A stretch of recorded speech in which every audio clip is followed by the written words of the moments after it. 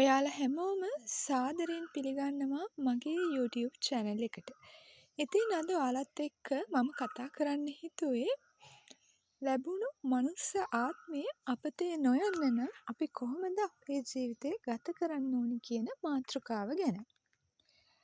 අප්‍රමාණ වූ මේ සංසාර චක්‍රය තුළ මනුෂ්‍යත්වය කියන්නේ තාමත් කලාතුරකින් ලැබෙන වාසනාවක්. බුදු දහමට අනුව එය කණ කැස් වෑවික් විය සිදුරින් අහස බලනවා වැනි දුර්ලභ අවස්ථාවක්. නමුත් අපිට ලැබුණු මේ වටිනා ජීවිතේ අපි ගත කරන්නේ කොහොමද? අපි ඇත්තටම ජීවත් වෙනවද? නැත්නම් හුස්ම ගනිමින් කාලය දිය කර හරිනවද කියලා අපි මොහොතකට නතර වෙලා හිතන්න ඕනේ. අද අපි කතා කරන්නේ අපතේ නොඒවා මේ ලැබුණු මනුස්සාත්මෙන් උපරිම ඵල නෙලාගන්නේ කොහොමද කියන එක ගැන. මොකද අපි දන්නේ නැහැ අපිට තව කොච්චර කාලයකට මනුස්සාත්මයක් ලැබෙයිද නොලැබෙයිද කියලා. ඒ නිසා අපි අපේ ජීවිතයට එන ඉස්සරහට එන සෑම අවස්ථාවකින්ම අපිට ගන්න පුළුවන් උපරිම ප්‍රයෝජනය ගන්න ඕනේ. ඉතින් ඇයි අපි මේ ජීවිතය අපතේ යවන්නේ? අද ලෝකයේ අපි හැමෝම ඉන්නේ තරගයක. මුදල්, බලය, යාන වාහන සහ ලෞකික සැප සම්පත් පස්සේ දුවන අපි අපේ ආධ්‍යාත්මික සුවය අමතක කරලා දාලා තියෙනවා. සැබෑ මනුෂ්‍යත්වය කියන්නේ හුදෙක් ශරීරයේ මේ ලෞකික ලෝකයේ පවත්වාගෙන යාම විතරක් නෙවෙයි. නිරන්තරයෙන්ම තරහෙන්, ඊර්ෂ්‍යාවෙන්, ලෝභකමින් හදවත පුරවා ගැනීම හරහා අපි කරන්නේ අපිට ලැබුණු මේ වටිනා අවස්ථාව ටිකෙන් ටික විනාශ කරගන්න එක. හැබැයි මම මේ කියන කාරණය වැරදියට තේරුම් ගන්න එපා. අපි ඉන්න කාලය අනුව වර්තමානයේ මුදල්, බලය, යාන වාහන මේ කියන දේවලු සාමාන්‍ය ජීවිතයක් ගත කරනකොට පෘථග්ජන මිනිස්සුන්ට අවශ්‍ය වෙනවා.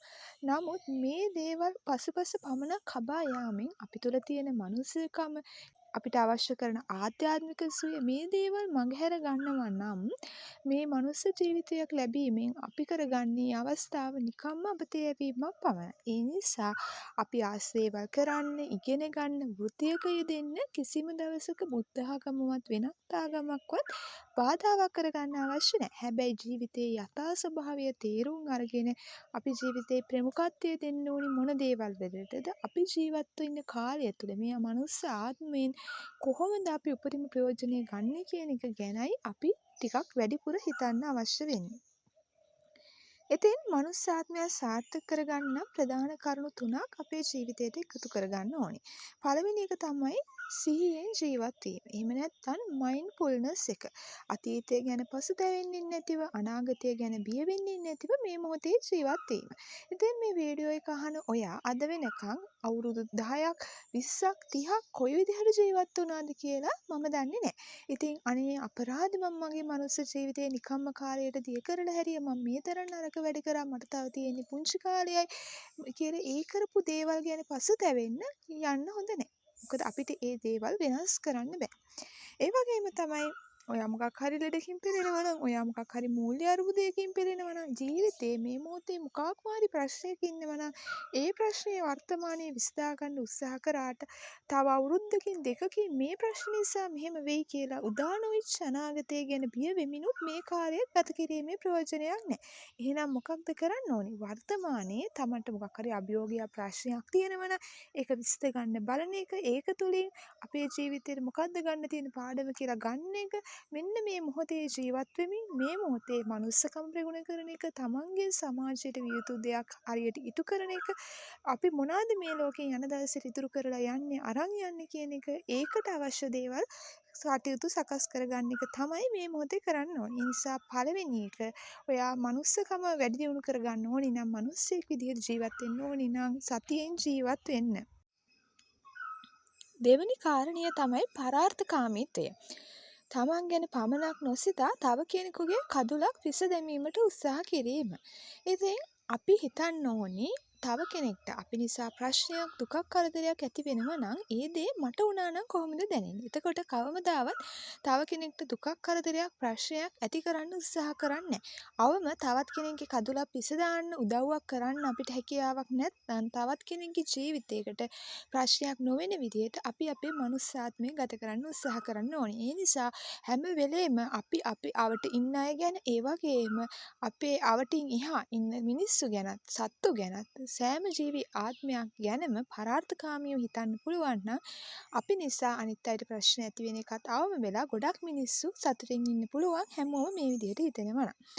තුන්වෙනි කාරණය තමයි ගුණධර්ම ආරක්ෂා කරගෙන ජීවත් වෙන එක. ඉතින් අවම වශයෙන් බෞද්ධයෙක් නම් පංචශීලය ආරක්ෂා කරමින් සතුන් මරන්නේ නැතුව, හොරකම් කරන්නේ නැතුව, බොරු කියන්නේ නැතුව, කාමයේ වරදවා හැසිරෙන්නේ නැතුව පන්සිල් පද පහම මත්ද්‍රව්‍ය මත්පැන් මේ දේවල් භාවිත කරන්නේ නැතුව ඔබට පුළුවන් ආරක්ෂා කරන්න. ඔබ වෙන ආගමක පුද්ගලයෙක් නම් ඔබට පුළුවන් ඔබේ ආගම අනුව කියන ගුණධර්ම ප්‍රගුණ කරන එක. මං හිතන්නේ ඕනෙම ආගමක් කියන්නේ මිනිස්සුන්ට ආදරය, දයාව, කරුණාව දක්වමින් යහපත් විදිහට ජීවත් වෙන්නේ කොහොමද කියන එක ගැන උගන්වන ධර්මයක් කියලා. ඉතින් ඔයාට පුළුවන් ඔයාගේ ආගම අනුව ගුණධර්ම ප්‍රගුණ කරමින් ආරක්ෂා කරමින් ජීවත් වෙන්න.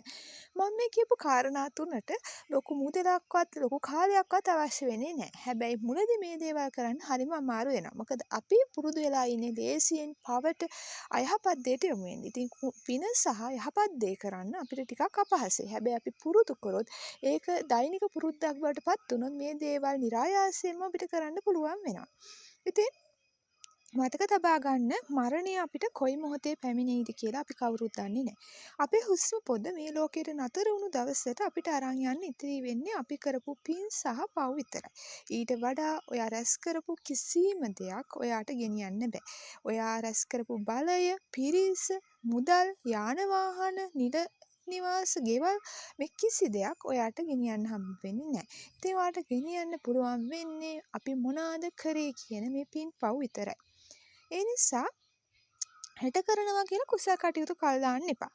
ලැබුණු සෑම මොහොතක්ම තමන්ගේත් අනුන්ගේත් යහපත උදෙසා වැය කරන්න. ඒ අතරතුර ඔබ ඔබේ ගමන යන්න. ඉතින් මේ වීඩියෝ අවසානයේ ඔබ ඔබේම ප්‍රශ්නයක් අහන්න. අද මම මිය ගියොත් මම මේ ලෝකයට ඉතුරු කරලා යන්නේ මොනවද කියලා පොඩ්ඩක් මේ ගැන හිතලා බලන්න. ඒක අද දවසේම කරන්න. එතකොට පාට හිතේ මම මෙන්න මේ විදිහට මගේ ජීවිතය වෙනස් කරගන්න එක හරිම වටිනවා කියලා. ඉතින් ඔයාට පුළුවන් ඔයාට ලැබිච්ච මේ කියන වටිනා මනුස්ස ජීවිතය තවත් වටිනාකමින් පුරවගෙන කවදාවත් ජීවිතය ගැන පස්තැවීමක් ඇති නොවන විදිහට ඔයාගේ ජීවිතය ගත කරන්න වගේම මේ ලෝකයෙන් යන දවසට මේ ජීවිතය මරණයෙන් කෙලවර වෙන දවසට අපි කොයි තත්ත්වේ තරාතිරමේ කොයි විදිහට අද හිටියත් අපි හැමෝටම නියමිත වෙලා තියෙන ඉඩමක් මේක. අන්න ඒ දවසට හිතේ සැහැල්ලුවෙන් මම මේ දේ මෙන්න මේ මගේ ජීවිතය තුර කරේ නෑ කියන පස්තැවීමෙන් නැතුව මම මෙන්න මේ දේවල් කරා මිනිස්සු මං හින්දා මේ විදිහට සතුටින් හිටියා මං හින්දා කවුරුවත් දුකක් කරදරයක් පස්තැවීමක් වුණේ නෑ කාගේවත් ජීවිතයක් විනාශ වුණේ නෑ මම මිනිස්සුන්ට විතරක් නෙමෙයි සත්තුන්ට පරිසරයට මේ හැම දෙයකම දයාව කරුණාව දක්වපු මට මේ ලබා දීලා තියෙන ජීවිතේ උපරිම ලෙස ගත කරපු පුද්ගලයෙක් කියන හැඟීමෙන් යුතුව මිය යන්න. ඉතින් මෙන්න මේ වීඩියෝ එක බලලා ඉවර වෙලා ඔයත් ඔයාගේ ජීවිතේ කොයි විදිහටද වෙනස් වෙන්න ඕන කියන තීරණය අදම ගන්න. අද ඉඳලම පුරුදු පුහුණු කරන්න. මුලදී අමාරු වුණත් පස්සේ ඔයාලට පුළුවන් වෙයි මෙන්න මේ කියන ගුණධර්ම පුරුදු පුහුණු කරගන්න. ඉතින් මගේ මේ වීඩියෝ එක ඔයාලා තව කෙනෙක්ට බලන්න, තවත් කෙනෙකුගේ ජීවිතේ වෙනස් වෙන්න ෂෙයා කරන්න වගේම ඔයාගේ වටිනා අදහස් පහලින් කමෙන්ට් කරන්නත් අමතක කරන්න එපා. නැවත මෙවැනි වීඩියෝ එකකින් හමු වෙනතුරු ඔබට සුබම සුබ දවසක්.